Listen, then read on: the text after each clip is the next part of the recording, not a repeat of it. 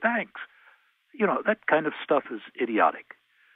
So we are not nationalized. This act does not nationalize the banks.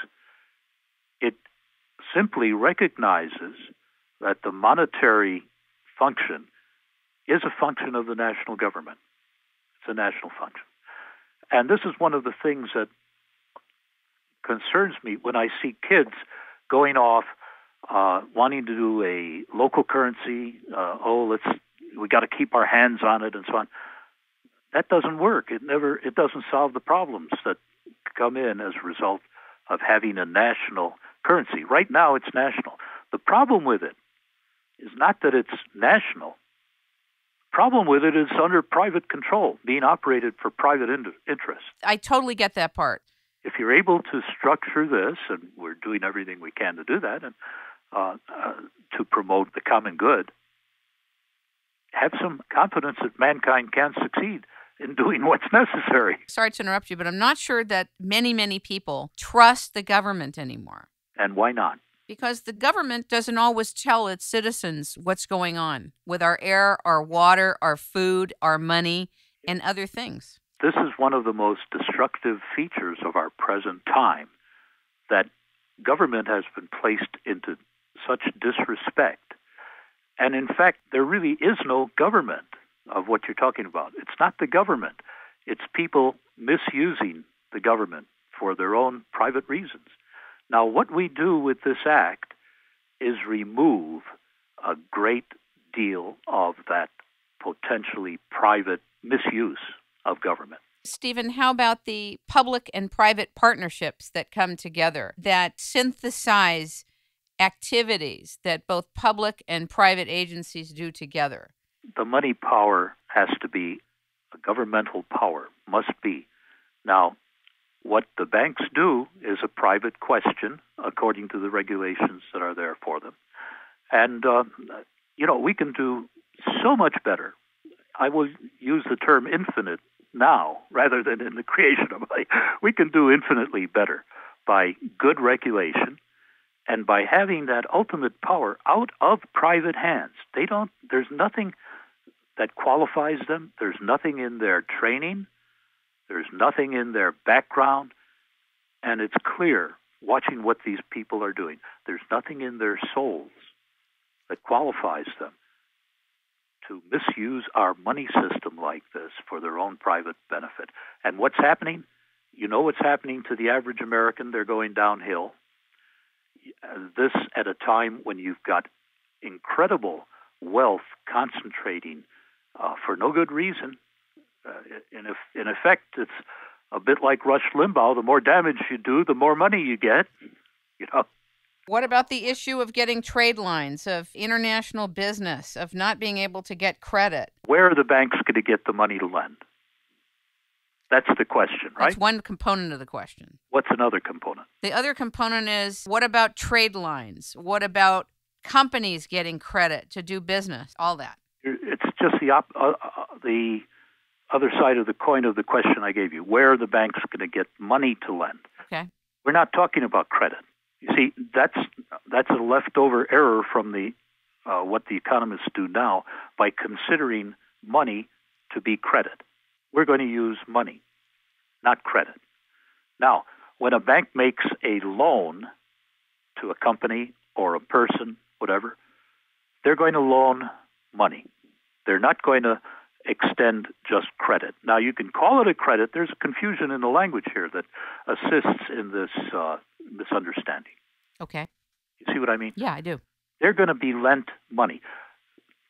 For a moment, if we said that all money will be printed on paper, okay, which it won't be. It'll be on computers the same as now, most of it.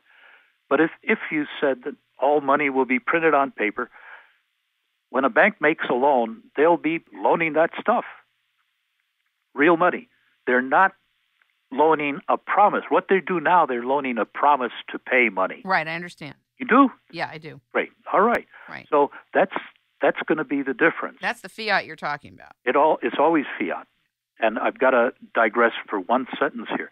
The problem is not fiat money. And for the gold bugs out there, though there are a few listening to public radio, The problem has never been fiat money because, as Aristotle tells us, all money is ultimately fiat. The highest form of money is fiat money. The real problem, deadly problem, has been the private creation of fiat money. That then will act as a tax, a private tax on all the rest of us. Because the people issuing that money get that power, and they get that money finally. So that's what gets changed. Now, where are the banks going to get enough money to lend? This has been brought up by economists usually because they can't consider a system outside of the bank extending credit of money they don't have. You see, they just can't consider that. Well, that's existed in various forms for centuries. The savings and loan before Reagan destroyed them with his deregulation were based on that system. They'll get the money. Here, I'll give you an example, a direct example. Let's say we're going to spend those trillions of dollars on infrastructure. Okay. Right? Yep. What's going to happen? They're going to go through the same bidding process that they now go through. The companies will bid, we'll fix that bridge according to these specs for this much. We'll fix that dam according to these specs for that much. In the same way that it's done now, bids will be sought and job awards will be given, and the contractors will be paid. Okay? Now, contractor gets paid. What does he do with that money? And let's, for a moment, think of it all as printed paper money handed to him. Okay, right? Very good. Okay. What's he do with that money? You tell me. What does the contractor do with that money? He pays his team. He pays his people. Right. He pays for his machines. Right. He pays all the costs of his business. Right. What do they do with that money that they get? They take care of their family. They pay for their costs. Right. Where does that money finally end up? There's only two places that money can finally end up, Kim. One of them is under the mattress, and the other is in their bank accounts. In a bank. That money can be loaned out. That's real money. That can be loaned out.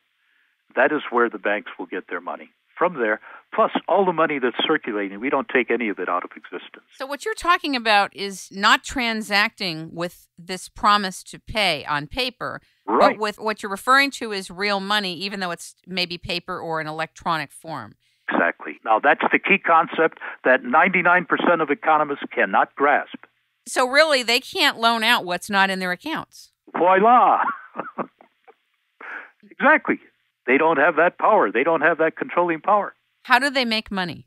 They're going to do what people think they do now. This is so beautiful.